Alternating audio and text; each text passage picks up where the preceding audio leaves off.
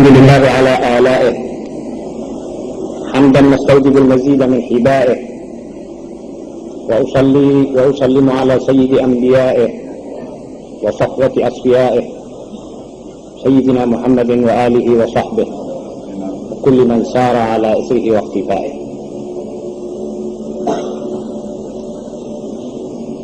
Saudara-saudara pengurus Yayasan Al-Khairiyah yang terhormat, saudara panitia Mabarrah Al-Khairiyah yang terhormat, saudara-saudara sekalian, Assalamualaikum warahmatullahi wabarakatuh. Sungguh wajib kita bersyukur kehadirat Allah yang menakdirkan kita bertemu di sahat Madrasah Al-Khairiyah Al-Mubarakah ini.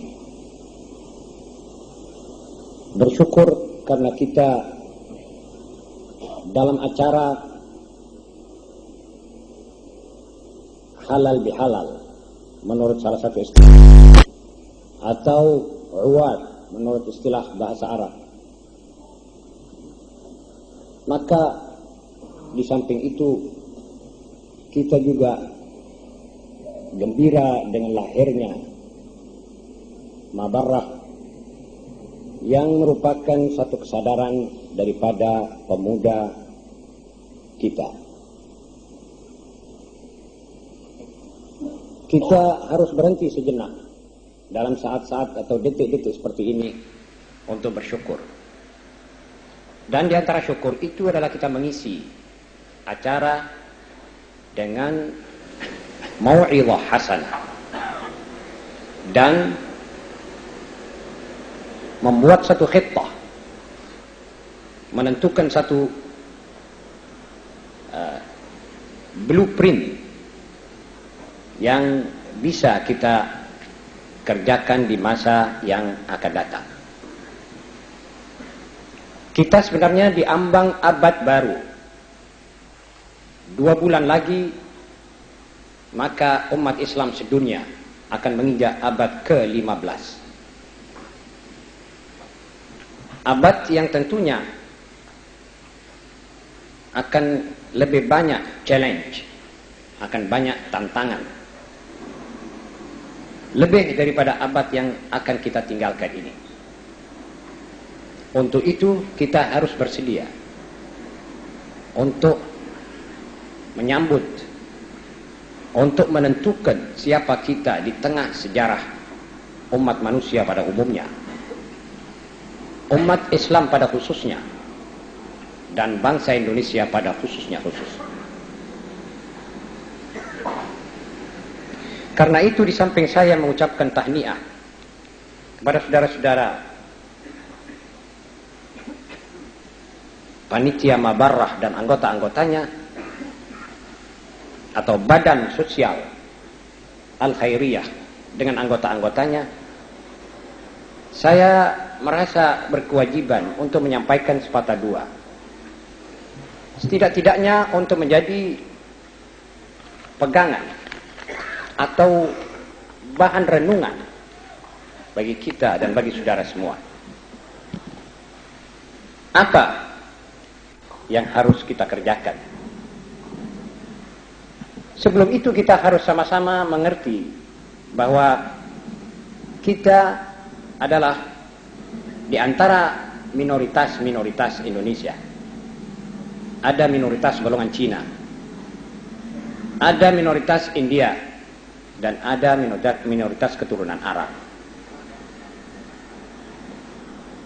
Yang berketurunan Al-Alawiyin sebagian daripada minoritas keturunan Arab.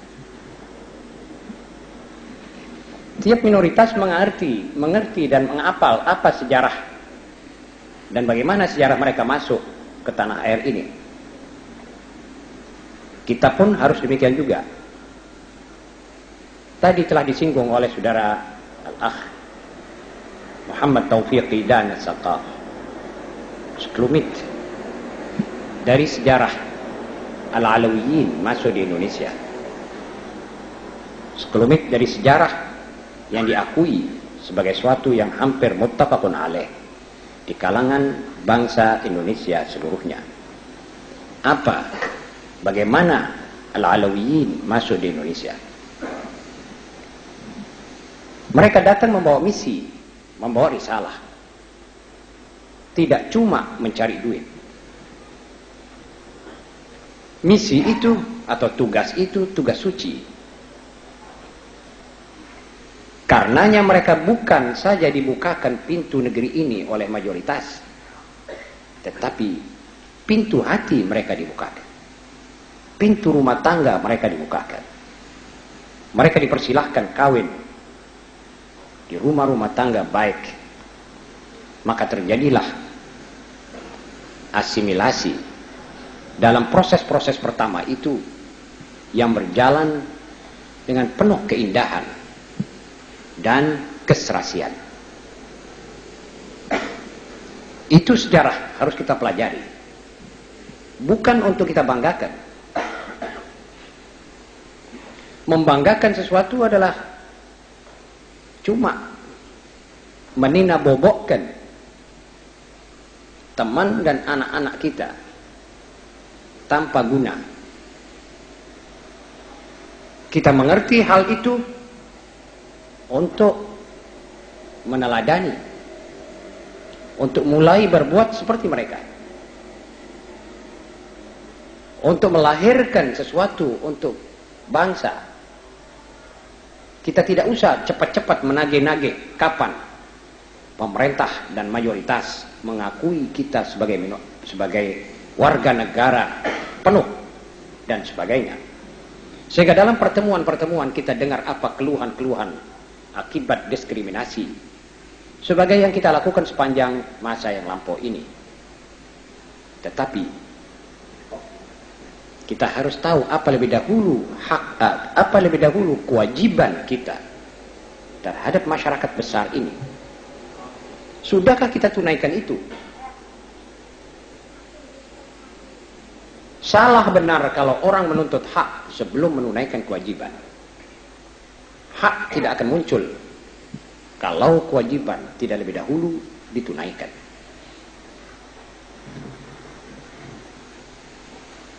Kita harus juga memikul risalah. Sebab tanpa risalah, pasti kita akan menjurus kepada individualisme, kepada ta'ifiyah, kepada permusuhan antara sesama warga negara keturunan Arab, dan kehancuran. Saya kira tidak seorang pun di antara kita yang senang mendengar akibat-akibat seperti itu. Maka tidak ada jalan kecuali koreksi pada diri sendiri dan kembali pada risalah kita semula dari awal kita masuk Indonesia. Ma'asyiral muslimin rahimakumullah, dan saudara-saudaraku anggota Mabarrah yang saya cintai, ini adalah tugas kita. Jadi kalau kita menciptakan suatu mabarrah, maka ingatlah apa motifnya, apa niatnya. Sebab niat itu bukan saja merupakan dasar, bukan saja merupakan suatu yang menentukan pahalanya di akhirat, tetapi juga menentukan sukses atau tidak suksesnya perbuatan dan perkelakuan itu. Kalau kita punya niat kurang baik, maka jangan menunggu kelanggengan dan kelanjutan daripada usaha saudara itu. Al-Khairiyah bukan belum pernah mempunyai ikatan, bukan tidak pernah mempunyai suatu ikatan, tetapi lantas ikatan itu menjurus kepada mayoritas besar dan selesailah tugasnya. Saya ingat IPPA pada masa yang lampau. Segera mereka membubarkan diri masuk ke Ansor dan bereslah perusahaan mereka. Usaha Mabarrah saudara harus ditentukan apa motifnya. Dan sebaik-baiknya adalah mengembalikan teman-teman sebayamu ke risalah yang dibawa oleh nenek moyang kita di sini. Bukan mufakhara bil ansab, tetapi al-amal bima ya'maluhu al-ajdad rahimahumullah jami'an. Mereka membangun Al-Khairiyah, suatu yayasan yang niat semulanya baik, sebab landasannya adalah tauhid dan iman. Maka berkembanglah Al-Khairiyah sepanjang beberapa tahun dan menelurkan manusia-manusia baik untuk generasi besar Indonesia ini. Antara lain yang masih hadir di sini adalah Sahibul Fadilah Al-Ustaz Omar Baraja, Al-Ustaz Muhammad bin Hussein Ba'abu, dan banyak lagi. Mereka telah menunaikan apa yang mereka kuat berupa kewajiban kepada majoriti, dan saudara pun harus berpikir ke arah itu. Dan ini tidak mungkin bisa dicapai kalau tidak lebih dahulu kita pergi membicarakan tentang tarbiyah. Sebab pemuda ini atau anak muda itu dia harus berada dalam 3 madrasah. Madrasah baituh, sekolah yang ada di rumahnya, yaitu ibunya, keluarganya. Bagaimana mereka mendidik dan mengajar pemuda itu. Bagaimana mereka membangun jiwa dan rohani anak itu. Kemudian kepada madrasah yang ada di hadapan mereka dan masyarakat. Al-Bait itu adalah suatu yang indah kalau bisa diciptakan dan diwujudkan menurut suatu khittah atau tadbiran syariat dan roh agama. Salah seorang pelukis diriwayatkan pernah mencari suatu gambar apa yang paling indah di dunia akan saya lukis. Gambar apa yang paling indah di dunia akan saya lukis. Dia pergi ke sana ke sini menanyakan. Dia ketemu dengan salah seorang agama, ahli agama, alim, mutasawwif. Ditanya, apa sebenarnya lukisan yang paling baik saya akan lukis? Beliau mengatakan tidak ada sesuatu yang lebih indah dari gambaran manusia yang rukuk dan sujud kepada Allah. Saya pribadi, kata ulama itu, tidak pernah melihat ada gambar yang lebih indah daripada makhluk yang diserahi khilafatul ard apabila ia menundukkan kepala dan sujud kepada Allah. Dia terima jawaban ini. Kemudian dia pergi sambil menanya yang lain. Ketemu 2 sejoli dalam bulan madu sedang berjalan-jalan. Ia tanya kepada mereka berdua, apakah gerangan yang paling baik menurut Anda berdua, gambaran yang saya bisa lukis? Keduanya itu menjawab, adakah lebih indah daripada cinta dan kasih sayang? Cinta dan kasih sayang menjadikan kemiskinan itu tidak terasa, menjadikan penyakit tidak terasa, menjadikan kesusahan dan kepayahan itu adalah enak dan senang. Dia pergi pula kepada salah seorang yang lain, yaitu prajurit yang sedang mengasuh di tepi danau. Wahai prajurit, apakah sebenarnya pandangan yang paling baik saya akan lukis? Dia bilang tidak ada yang lebih baik daripada assalam wal wi'am, damai dan perdamaian. Kalau tanpa perdamaian tidak ada sesuatu yang baik di dunia ini. Kota-kota metropolitan akan menjadi bagaikan penjara. Istana akan merupakan suatu penjara. Orang ini pulang ke rumah sambil mengambil gambaran 3 ini. Dia datang ke rumah, melihat anak istrinya sedang rukuk dan sujud. Ini satu pandangan. Kemudian setelah itu mereka berduyun-duyun kepadanya, pergi kepadanya sambil mencium tangannya dan mengucapkan Assalamualaikum wassalam, mengucapkan tarhib kepadanya. Dia bilang ini mahabbah.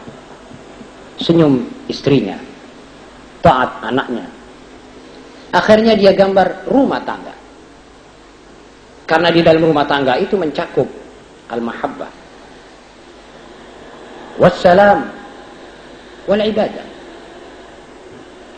Jadi rumah tangga teladan harus kita bangun. Jadi calon-calon yang akan beristri harus mempunyai niat untuk membangun rumah tangga yang baik. Usrah muslimah, usrah teladan. Sebab krisis kita sekarang ini adalah krisis keteladanan. Kita tidak punya keteladanan. Pada masa-masa tertentu kita mempunyai syiban, yang berarti yang memenuhi syarat menjadi syiban.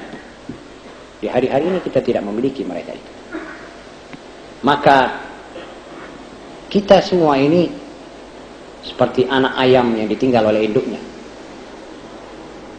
Tapi ada satu yang akan memimpin kita, yaitu syariat Nabi Muhammad SAW, akhlak Nabi Muhammad SAW. Karena itu, pertama yang saya anjurkan adalah pemuda kita ini jangan nganggur. Pemuda kita harus belajar. Pertama, belajar din sebagai asas, sebagai landasan, sebagai fondasi. Tidak mungkin ada bangunan yang baik kalau fondasinya tidak kuat. Apa sebab manusia dibangun ilmu pengetahuannya, tiba-tiba dia menjurus kepada demoralisasi? Sebab landasannya tidak kuat. Al-akhlaq itulah lebih dahulu. Dekadensi moral harus dijauhi. Tadi saudara Muhammad bin Smith mengatakan dekadensi moral adalah perbuatan manusia. Itu betul. Tetapi mereka berbuat adalah akibat daripada satu kesalahan. Kalau akibat itu dihindarkan, kalau sebab itu dihindarkan, maka akibat akan tidak lagi terlihat. Akibat daripada tidak sempurnanya didikan agama, tidak masuknya jiwa iman dan tauhid dan akhlak daripada tauhid. Sebab tauhid kita yang berpangkal kepada qul huwallahu ahad mempunyai juga moralita tauhid itu. Akhlak at-tauhid, as-sidq, as-sabr, as-syaja'ah, al-karam wa khairan. Imam Ghazali telah meringkas itu semua di dalam bukunya Al-Ihya. Jadi seorang anak, baik dia di tengah-tengah orhan yang kita bangun ini, merupakan satu amanat. Harus kita didik dia al-akhlak sebelum ilmu. Atau setidak-tidaknya ilmu harus berlandaskan akhlak dan taqwa Allah. Kalau tidak, maka tidak ada artinya itu ilmu ditumpuk. Sebab toh tidak akan menjurus kepada kebaikan. Akan menambah jumlah ulama su atau sarjana-sarjana su. Dan ini yang kita tidak maukan. Keturunan Arab harus mengerti kedudukannya di tengah-tengah mayoritas yang sampai hari ini kurang memandang kita terhormat.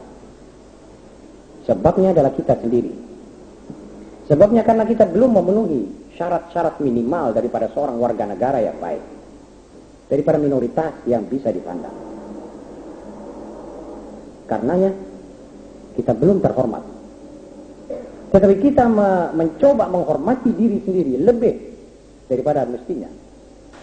Kita memasang harga lebih daripada harga pasar kita, maka akhirnya orang lebih memuakkan kita.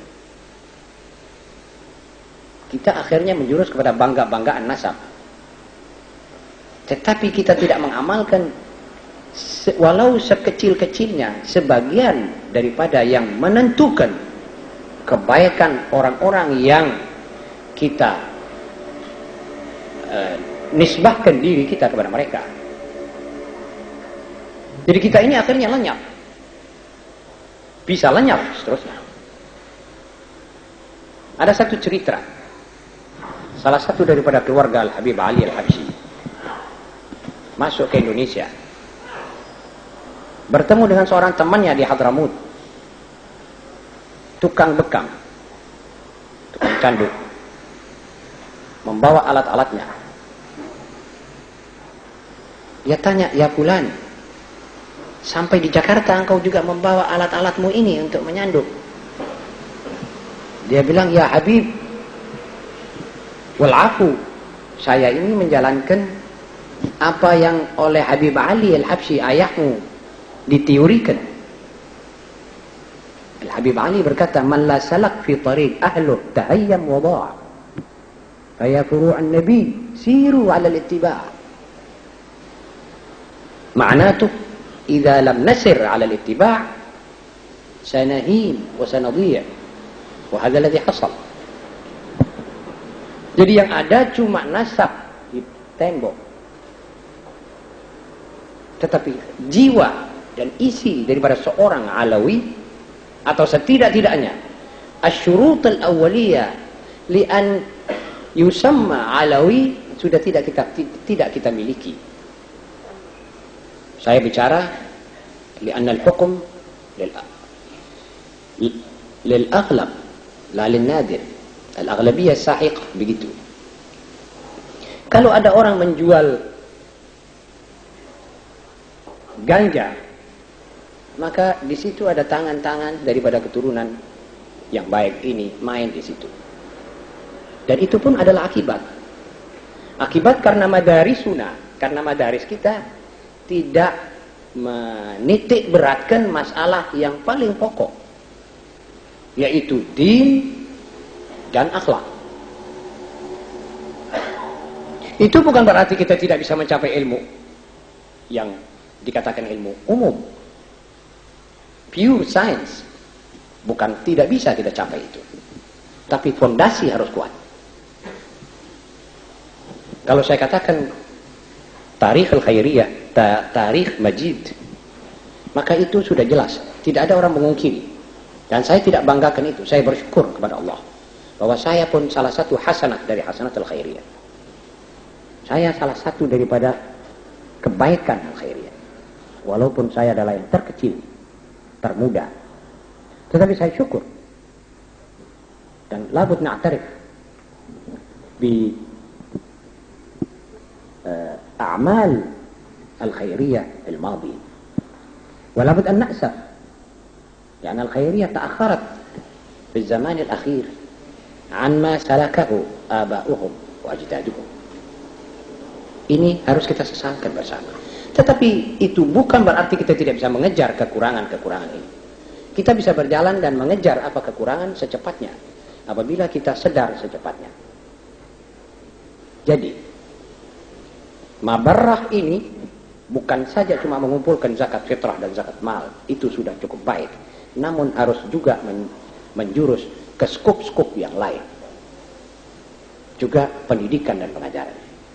Bagaimana mengatur lir plan yang baik di dalam ta'lim ad-dini wa ta'lim al-lughah al-arabiyyah. Bagaimana bisa diusahakan mengundang alumni al-khairiyah dikumpulkan dalam satu muktamar atau majelis-majelis yang diadakan oleh al-khairiyah untuk membicarakan lir plan dan lir stoffen yang bagaimana yang paling baik untuk masa sekarang. Dan itu untuk khairiyah dan untuk madrasah-madrasah yang lain. Ini salah satu dari tugas yang pokok dan penting. Di samping segi-segi al-aramil, al-aitam dan sebagainya. Segi-segi al-aramil, al-aitam dan sebagainya.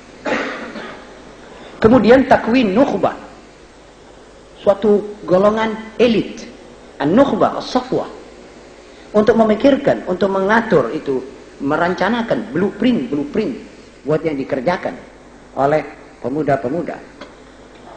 Ini mesti ada orang, tenaga-tenaga pemikir. Itu harus kita ciptakan, kita wujudkan. Dan kita hargai pendapat mereka. Mereka nanti juga sekaligus merangkap menjadi lujnah islah. Kalau ada suatu kesalahpahaman antara sesama kita, warga negara turunan Arab, khususnya dari Alawiyin, An-Nukhbah, As-Safwah tadi ini memikirkan bagaimana mengakorkan, tidak biarkan berlarut-larut. Dan last but not least, paling penting, kita harus bekerja untuk menarik golongan-golongan Arab yang lain buat semacam bekerja sama menuju kepada kebaikan masyarakat besar ini seluruhnya, tidak menyendiri. Sebab kita sama-sama mengerti bahwa kita belum menyumbangkan apa-apa yang berharga untuk masyarakat Indonesia, masyarakat besar ini, yang masih juga menghargai kita walaupun sudah agak pudar penghargaan itu. Artinya kita belum diusir, sebab kita masih belum berbuat apa-apa. Kita harus cepat-cepat mengejar kekurangan-kekurangan kita ini. Jadi apa maladhi sanuqaddimuhu lisya'b al-kabir alladhi nahnu wasatuh. Dan sampai sekarang mereka menghormati kita. Dan sebagian juga menghormati nenek moyang kita. Tadi disebut oleh Al-Akh Muhammad Taufiq, Imam Bonjol daripada Al-Syahab, dan Panglima Polim Fulan wa Fulan, dan Maulana Malik Ibrahim. 9 kepala tadi disebut.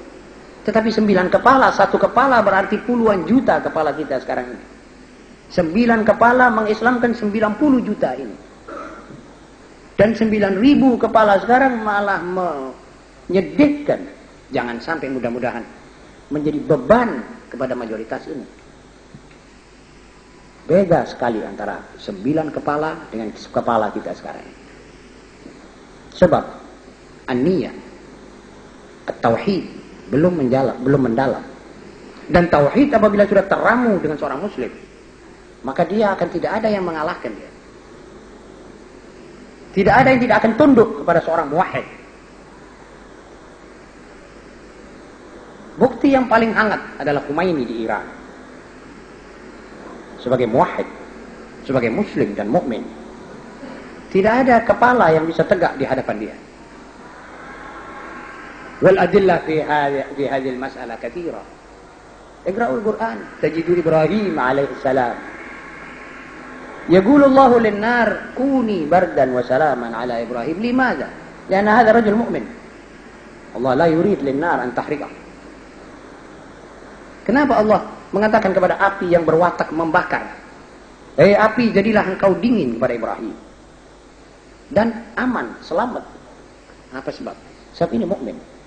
Li'annahu yujahid wa yansurullah fa nasarahu. Mengapa itu air yang tabiatnya menarik apa yang di atasnya, menenggelamkan segala-galanya di atasnya? Mengapa dia menjadi kering, mengeringkan diri untuk Musa alaihissalam? Karena Musa mukmin dan muslim. Pengikut Musa berkata, "Ya Musa, inna lamudrakun." Musa mengatakan dengan tenang, jangan khawatir. Kalla, inna ma'i rabbi sayahdi. Dan tidak lama Allah menurunkan wahyu, idrib bi'asakal bahr fanfalaq fakana kullu firqin kattawdil azim. Allah mewahyukan kepada Musa, ya Musa, tongkatmu yang kecil itu sebagai simbol, ketukkan laut, maka dia terbelah dua. Satu-satunya tebing seperti gunung yang tinggi, berarti itu laut dalam. Mengapa Daud Allah melunakkan besi di tangannya? Sebab dia seorang mukmin, dan besi itu akan dipakai untuk perjuangan anak buahnya melawan al-kufr. Maka besi menjadi seperti lilin yang panas di tengah tangannya. Kenapa sahabat Rasulullah SAW waktu sampai kepada Al-Furat akan menyeberang dalam rangka menaklukkan Persia? Mereka melihat laut atau sungai yang besar ini. Berkata salah satu kepada panglimanya, apakah kita harus berenang? Kamu harus terjun. Tidak ada seorang bisa berenang di sini. Maka berlompatanlah mereka ke air dan berjalanlah mereka di atas air. Al-Imam An-Nadawi berkata, orang-orang Persia itu berteriak, lari, lintang pukang sambil berkata, Diwan Amden, Diwan Amden. Ini tentara jin, tentara jin. Lewat di atas air. Karena kebersihan iman dan jiwa mereka. Kita pun bisa berbuat seperti itu. Karena apa? Kalau kita memperbaiki iman, menguatkan iman kita. Jadi kita sekarang ini berkewajiban mewujudkan suatu kader. Kader yang melengkapi 4 syarat. Otaknya berisi ilmu pengetahuan. Tidak kosong. Tahu. Dan tahu apa yang akan dikerjakan. Tidak taklid buta. Kalau melihat orang jalan memakai pakaian Levi's, dia beli pakaian itu.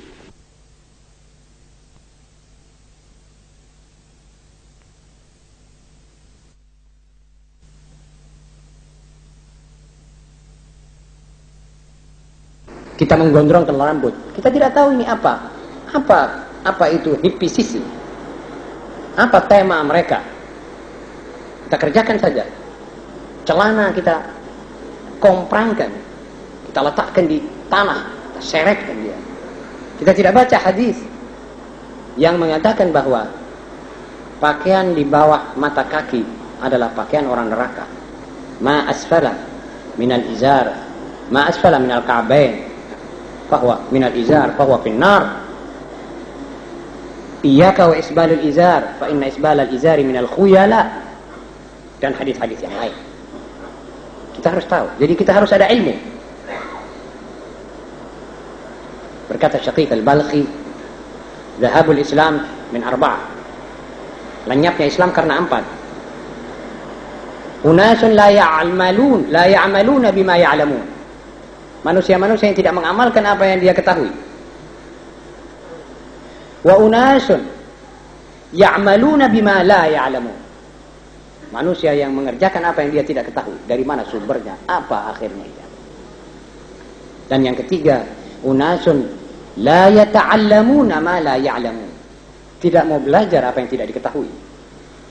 Dan akhirnya yang keempat, unasun yamna'una an-nasa min at-ta'allum. Yamna'una an-nasa min at-ta'allum bukan mencegah orang belajar saja, letterlek, tetapi menjadikan tempat-tempat di mana manusia mau belajar agama tidak memenuhi syarat atau tidak diberinya secukupnya. Agama adalah yang memimpin kita, memimpin roh kita. Kalau itu kurang, roh kita tidak terpimpin dan dia akan labil, tidak akan kuat menghadapi arus dari barat dan dari timur seperti ini. Tidak akan kuat menghadapi acara-acara TV saja, apalagi falsafah dan faham-faham yang tidak baik yang datang dari barat maupun timur. Jadi ad-din wa akhlaquddin kita jadikan acara yang paling pokok dalam kehidupan kita semua, termasuk pembicara ini sendiri. Harus kita bayat. Oh, kita tidak ada kerja yang lebih penting daripada ini. Kemudian kita dakwah. Dakwah adalah paling mulianya pekerjaan adalah dakwah. Asyraf amal ya'maluhu al-mu'min wa khususan al-alawi huwa ad-da'wah. Wa ansab amal lahu. Dan dakwah itu bukan berarti berdiri di atas mimbar seperti al-faqir. Tetapi dakwah bisa dengan lisan, bisa dengan tulisan, bisa dengan duit. Seorang dokter misalnya, dia bisa dakwah dengan kedokterannya. Seorang insinyur bisa dakwah dengan handasahnya. Seorang sarjana hukum bisa berdakwah dengan kesarjanaan hukumnya. Misalnya membuat studi perbandingan antara mazhab Imam Syafi'i dan international law atau KUHP di bidang-bidang tertentu. Studi perbandingan, dan itu diceramahkan. Kemudian dilihat sampai di mana unggulnya syariah, progresivitasnya syariah dan sebagainya. Itu dakwah. Jadi bukan saja ayuhan nas ittaqullah di atas mimbar Jumat, tapi ini juga dakwah. Dan malah ini lebih mempunyai pengaruh yang lebih besar. Saudara-saudara, kalau tidak demikian, maka kita akan cuma menguatkan kebudayaan barat. Kita cuma akan menghunjam dalamkan bersama mereka tradisi-tradisi yang datang dari barat. Dan kita akan cakup saja apa di hadapan kita, tanpa ilmu, tanpa pengetahuan. Jadi kader yang otaknya berisi ilmu, dadanya berisi iman dan tauhid. Wa mahabbatun Nabi sallallahu alaihi wasallam. Wa mahabbat shibanikum. Sebab ar-rajul alladhi ma yataharrak an-nabi fi qalbihi ma tataharrak jawanihu lil khair. Jawarihu ma tataharrak lil khair. Seorang manusia, apalagi alawi, yang dadanya tidak hidup di tengah-tengah dadanya nama Nabi Muhammad dan sejarah Nabi Muhammad, maka anggota badannya tidak akan bergerak untuk kebaikan. Hampir bisa dikatakan a priori ini. Hampir diaksiomakan oleh ahli tasawuf.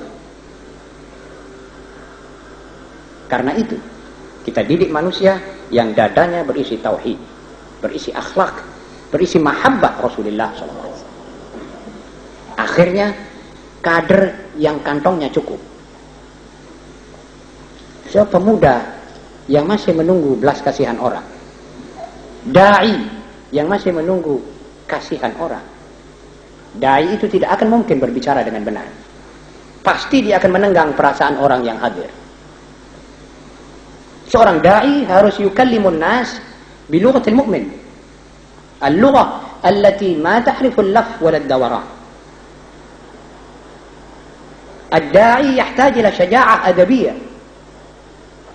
ما هي الشجاعة الأدبية؟ هي شجاعة الرأي الحر، شجاعة الضمير الحر، شجاعة الذي يده تحكي عن اللي يريده، وشجاعة الذي يتكلم بلسانه ثم يكون كلامه ترجمانا عما في وجدانه. Itu syaja'ah. Itu muballigh.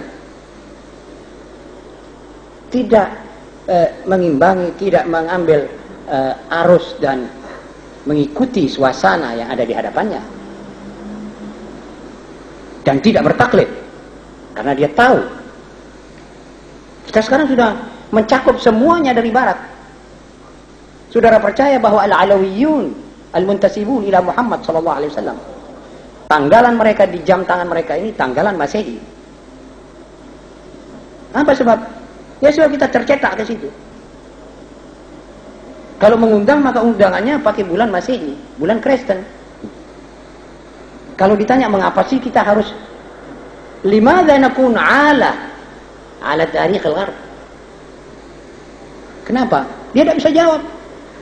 Karena dia bilang umum. Padahal dia kadang-kala tidak yukhatib al-umum, khatib al-khusus. Malah yukhatib nafsuh, ma'a nafsih. Apa sebab?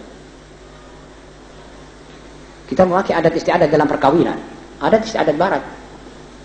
Perempuan didudukkan sama suaminya, kemudian jabatan tangan di muka itu, di muka umum. Tukang-tukang foto masuk ke dalam majelis-majelis kondangan itu, dan sebagainya, dan sebagainya.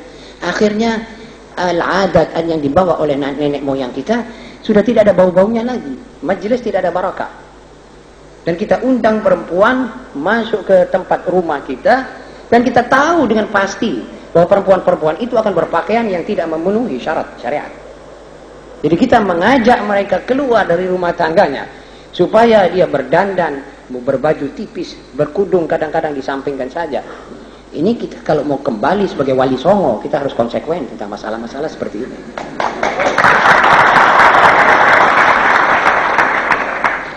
Maaf dan beribu-ribu maaf. Tepuk tangan ini dari barat. Al-mu'min idza fariha min syai'. Seorang mukmin kalau gembira, dia bilang Allahu akbar walillahil hamd. Saya hadir berapa kali rapat Ikhwanul Muslimin di Arafat dan di Damaskus. Mereka kalau mendengar satu khatib yakhutub wa yudzakiruhum bi ayyamillah, yaquluna kullum Allahu akbar. Tidak bertepuk tangan. Saudara tahu ini pajangan-pajangan begini ini asalnya dari mana? Ini dari Hindu Bali.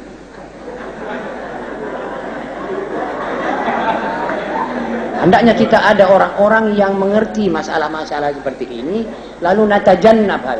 Kita mesti nukawin syakhsiyah. Kita harus mempunyai kepribadian. Kalau pemuda tidak diisi akhlaknya Islam, tidak diisi sejarahnya Islam, tidak bangga dengan sejarahnya Islam yang gemilang dan kebudayaan Islam yang pernah memakmurkan bumi, maka pemuda itu akan pergi terseret oleh Barat dan Baratisme. Dan di sini at-tammah al-kubra. Sebab di akhirnya Anda akan sampai kepada sumur yang paling dalam, yaitu sekularisme. Sudah lenyap, putus hubungannya sama sekali dengan Muhammad SAW. Kalau sudah menjurus kepada sekularisme, maka sudah tidak bisa dikatrol lagi pemuda-pemuda kita. Saudara-saudara yang saya muliakan, karena itu saya ulangi lagi pentingnya penciptaan kader. Kader yang juga mengerti situasi nasional dan internasional. Saudara tahu mengapa misalnya Pakistan membuat bom atom belum sempurna, sudah diprotes, sudah dikecam, sudah diancam, bahkan diancam akan disabotir, akan disabot. Mengapa India sebelumnya itu 5 tahun sudah membuat bom atom dan sudah selesai, dibiarkan? Mengapa RRT justru lawan Amerika membuat bom atom dan dibiarkan? Saudara-saudara, apa sebab? Masalahnya cuma masalah Islam. Karena Pakistan Muslim. Pakistan kalau sempurna membuat bom atom, dia akan menjual atomnya kepada Iran misalnya, atau kepada negeri Arab. Dan itu atom akan dipukulkan Israel. Ini masalahnya. Ini masalah dunia sekarang. Masalah Yahud dan lawannya Yahud, yaitu Islam. Karena itu saya nasihatkan diri saya dan anak turunan saya, murid-murid saya, saudara-saudara sekalian, jangan mempunyai sifat golong-golongan. Kita harus bersatu. Sebab yang kita tantang ini atau yang menantang kita sebetulnya internasional. Minus muslimin. Internasional seluruhnya. Kaum sekularis, musuh. Kaum hipis dengan tema-temanya yang brengsek, musuh. Kaum imperialis, Zionis, salibis, kaum segala-galanya yang ada di dunia ini musuh. Sampai kaum orientalis itu matang dia punya cara dalam memasukkan paham-paham anti-Islam dalam buku-buku yang mereka namakan bahas tentang Islam. Kita harus memahami itu. Harus ada orang-orang yang memereteli itu. Dan harus siang malam bekerja untuk itu. Karena itu, kader itu nanti, kalau sudah selesai, harus dijadikan seorang yang bergerak di tengah masyarakat dengan target. Dengan target apa? Jadi, antakum hadap. Kalau orang tidak punya hadap, seperti mana kita keluar dari rumah, tidak tahu akan kemana, kita akan menghayun langkah sia-sia. Kadang-kadang kita mau pergi Pabean, urung, pergi ke Sidotopo, tidak jadi. Alhasil seperti itulah keadaan manusia yang tidak mempunyai hadap. Jangan dikira golongan Cina sebagai minoritas tidak mempunyai hadap. Tempat membicarakan hal ini bukan di sini. Jangan dikira Hindu Bali sebagai minoritas agama tidak mempunyai hadap. Jangan dikira kaum kebatinan tidak mempunyai hadap dan tidak bekerja. Mereka bekerja keras, siang dan malam, pagi dan petang, dan tidak pernah surut. Yang tidak bekerja sebenarnya kita, kaum muslimin, dan khususnya yang bertanggung jawab, yaitu pemuda Arab, keturunan Arab, dan khusus al-Alawiyin. Siapa al-Alawi? Kalau benar dia mau mengatakan dirinya Alawi, dia harus menjadi muballigh dan da'i, dan harus memberi lebih daripada menerima, dan harus lebih berkorban, korban waktunya, korban perasaannya. Pasti akan dikecam orang. Mana ada mubaligh yang akan disambut begitu saja? Muhammad SAW dikecam.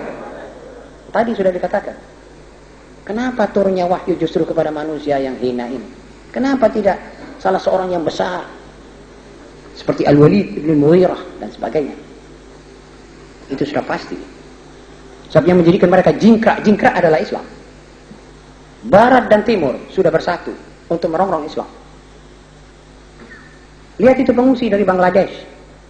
Lihat kemarin pagi bagaimana pembunuhan massal terhadap kaum muslimin di Bihar, di India. Mana reaksi Barat? Diam. Lihat itu kapal terbang yang diberikan oleh Amerika kepada Yahud, Al-Qiyam As-Suhyuni, yang saban hari melabrak Libanon Selatan. Mengapa mereka bungkam? Protes-protes seakan-akan membombong Israel untuk lebih berani. Wah, kenapa orang Arab ini semua sekarang pada keok dan diam?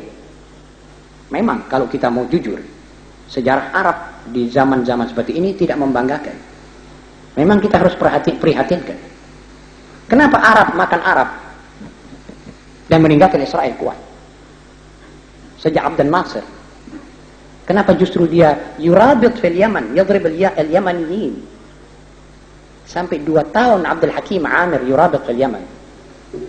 Akhirnya begitu selesai dan tidak berhasil menaklukkan Yaman, Yahudi memukul dia tahun 67. Dan 28.000 kilo persegi hilang ke tangan Yahudi, termasuk Baitul Maqdis, yang sampai sekarang tidak bisa dikembalikan lagi. Sebab mereka Islamnya sudah disadap oleh Zionis internasional dan Salibis dan kaum sekularis. Yaqul an-Nadawi atalallahu baqa'ah, tidak ada musibah lil muslimin ala muslimin fil qarn al-20 lebih daripada al-ilmaniyah. Tidak ada musibah yang menimpa kaum muslimin lebih daripada sekularisme. Indonesia menjurus kepada sekularisme. Hati-hati saudara, keturunan Arab dan khusus al-Alawiyyin. Hati-hati saudara tidak mempunyai andil dalam mengembalikan Indonesia sebagai negara ketuhanan yang konsekuen. Dan ketuhanan harus ditafsirkan qul huwallahu ahad secara konsekuen. Kalau tidak, saudara konyol. Saudara menempati tempat ini seperti orang yang menempati satu gedung yang indah. Tidak berhak dia menempati gedung itu, dan tidak pantas ditempatkan di gedung yang indah. Min syukrillah على هذه النعمة، نعمة إقامتنا في هذه البلاد، أن نعمل لأجله وأن نجاهد في سبيل نصر دينه وإعلاء كلمته. Kita tutup sejarah lampau, sejarah di mana kita keliru, kata saudara Taufik dan kata saudara-saudara yang lain. Memang Syiban kita sebagian juga bisa keliru. Likulli jawadin kabwa wa likulli sarimin nabwa wa likulli alimin hafwa. Memang kita keliru. Tetapi kekeliruan itu tidak boleh kita teruskan. Al-Madrasah Al-Khairiyah ma ussisat illa ala din, ala taqwa min Allah. Wallahu khairus syahidin. Madrasah Khairiyah ini pada tahun 30-an atau sebelum 30-an, kam ya Ustaz Ahmad? Tahun berapa? Ussisat ala taqwa min Allah. Dan menghasilkan manusia-manusia baik. Antara lain Ustaz Ahmad bin Hasan As-Sagaf. Ini daripada Khairiyah. Wal faqir ila rahmat rabbihil gadir, juga minal Khairiyah.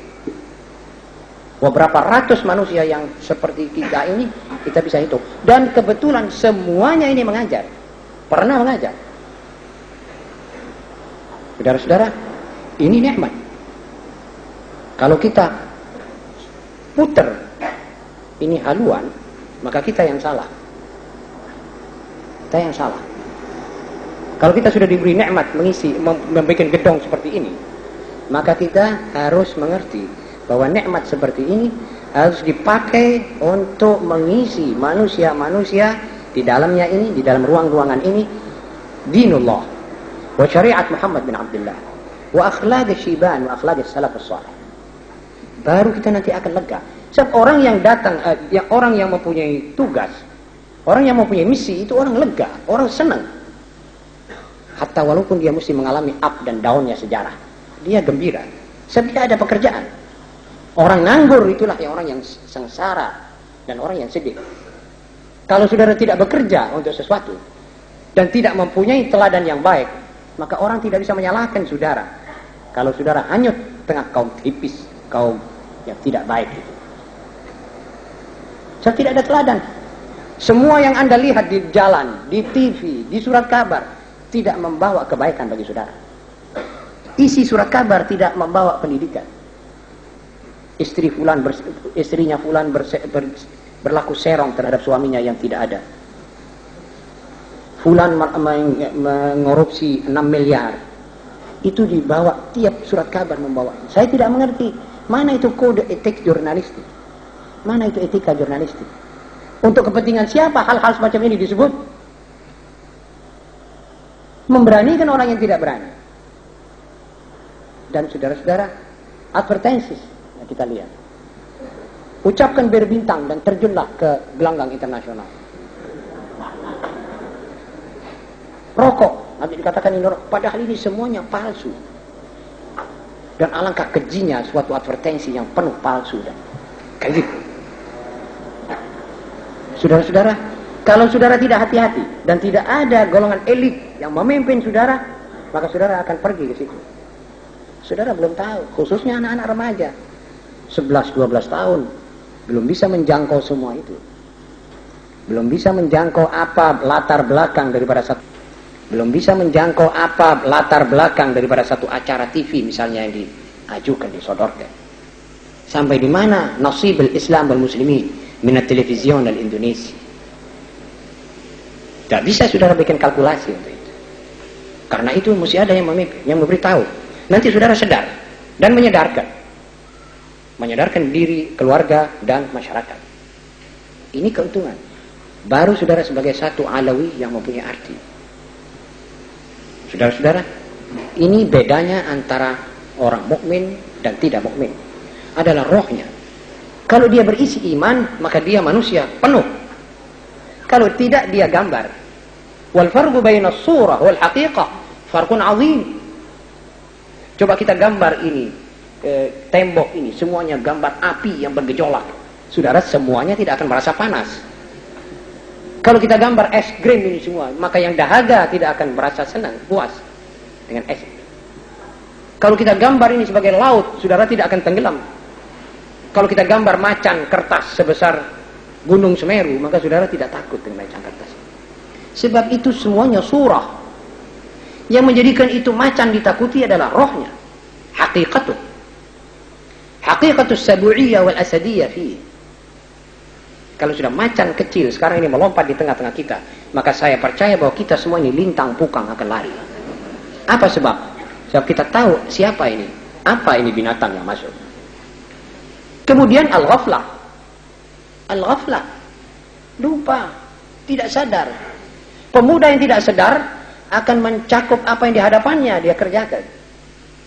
Tidak tahu bahwa yang di hadapannya ini lawan.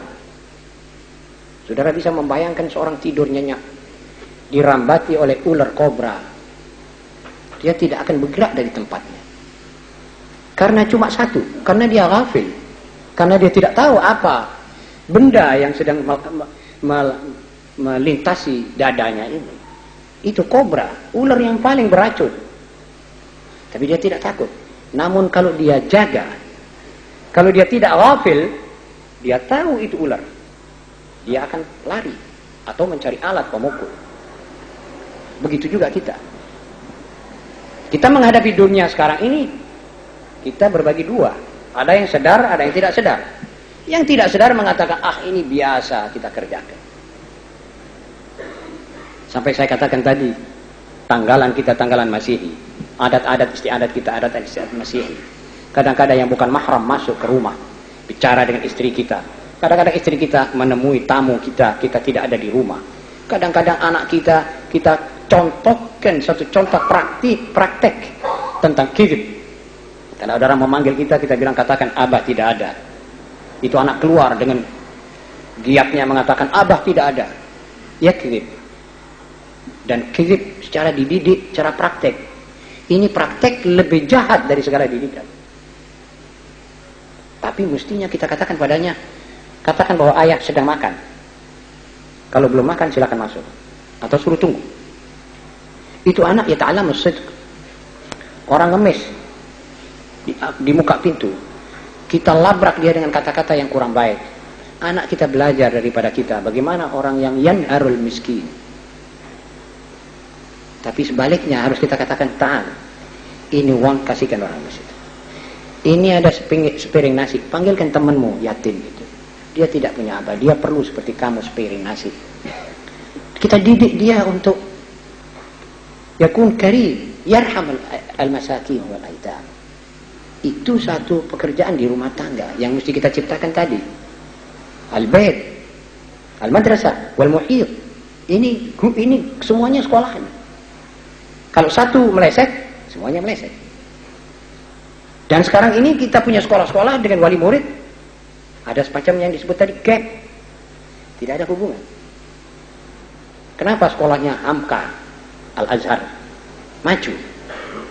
Sebab konon kata orang ada suatu hubungan baik antara sekolah dengan keluarga. Itu anak ditanya, ayahmu kalau pagi bangun jam berapa? Kamu sholat subuh bersama siapa? Itu anak pasti akan mengatakan dengan terus terang. Besoknya didatangi walinya. Saudara, kami akan keberatan mengajar anak saudara kalau saudara bangun di waktu-waktu yang tidak cocok dengan ajaran Islam. Itu menjadi orang malah lebih respect pada sekolah-sekolah yang begini ini sekarang. Sampai taman kanak-kanaknya saja orang membayar 750.000 masuk taman kanak-kanak Al-Azhar. Kita senang mendengar ini. Kita tidak hasud, kita senang. Dan kita minta pada Allah supaya itu lebih dijayakan lagi. Tapi kita juga harus mulai sekarang berbuat seperti itu. Kalau perlu seperti tadi saya katakan, kita ketemu. Kita susun ini. Apa yang mesti kita kerjakan? Menghadapi zaman seperti sekarang. Menghadapi challenge seperti sekarang ini. Apa respons kita? Bagaimana? Dari mana kita mulai? Inilah persoalan. Saudara-saudara, karena itu izinkanlah saya sebagai penutup sambutan saya atau ceramah saya ini, kita kembali kepada satu masa yang baik. Kita harus kembali kepada risalah kita semula. Orang yang tidak mempunyai risalah adalah orang itu akan menjurus kepada individualis, pada anania. Nanti ada satu yang lebih berbahaya lagi, kepada musuh-musuhan. Sebab kita tidak tahu apa yang mesti kita kerjakan. Kedua, kita harus menyumbang kepada masyarakat besar, lebih daripada masyarakat besar memberikan kepada kita sesuatu. Kita tidak usah tuntut asimilasi lebih dahulu. Kita tunaikan kita punya kewajiban. Nanti kita tahu-tahu sudah keasimilir secara tidak diukur dan tidak dibikin-bikin seperti mana formalitas-formalitasan sekarang ini. Kita akan mencapai asimilasinya Pangeran Diponegoro. Asimilasi yang betul-betul wajar, tabi'i. Asimilasi yang betul-betul dibanggakan oleh mayoritas. Masyarakat Cina yang begitu lincah dalam mencari duit belum diakui asimilasi, padahal dia orang mengayakan beberapa tokoh-tokoh yang berkuasa. Belum diakui. Sebab al-maddah ma takfi. Kenyangkan jiwanya ini. Ajar anak-anak mereka. Nanti saudara akan dihormati sebagai guru. Dan saudara pun akan merasa senang. Merasa sudah syukur kepada Allah. Saya sudah menunaikan tugas nenek moyang saya masuk ke Indonesia. Saudara-saudara, inilah pesanan saya kepada diri saya dan kepada saudara-saudara sekalian.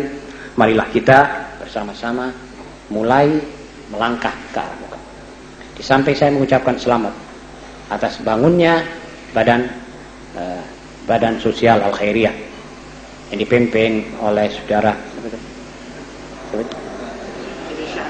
Abdul Syahab, maka saya juga mengharap apa yang saya ketengahkan ini dipikirkan dan direnungkan dan dibicarakan sematang-matangnya, semasa-masanya. Kalau bisa pertemuan begini ini tidak setahun sekali, adakan pertemuan-pertemuan rutin yang merupakan majlis mau'izah hasanah dan majlis muzakarah. Sebenarnya tentu saya tidak bisa meyakinkan diri atau saudara-saudara apakah yang saya ketengahkan ini memang sudah tepat dan cocok sebagaimana saudara inginkan atau tidak. Namun dalam majelis-majelis lain akan ada tanya jawab, dan disitulah kita bisa lebih banyak saling dengar mendengarkan. Jadi apa yang saya ketengahkan ini mudah-mudahan cocok, maudhu'nya cocok waktunya, dan tidak banyak kesalahannya. Kalaupun ada, saya mohon maaf sebesar-besarnya. Aqulu qawli hadza wa astaghfirullahal azim li wa lakum wa li sa'iril muslimin wal muslimat wal mu'minin wal mu'minat. Astaghfiruhu min kulli dhanb innahu huwal ghafurur rahim. Wa sallallahu ala sayyidina Muhammadin wa alihi wa sahbihi wasallam. Subhana rabbika rabbil izzati amma yasifun wa salamun alal mursalin walhamdulillahi rabbil alamin. Assalamualaikum warahmatullahi wabarakatuh.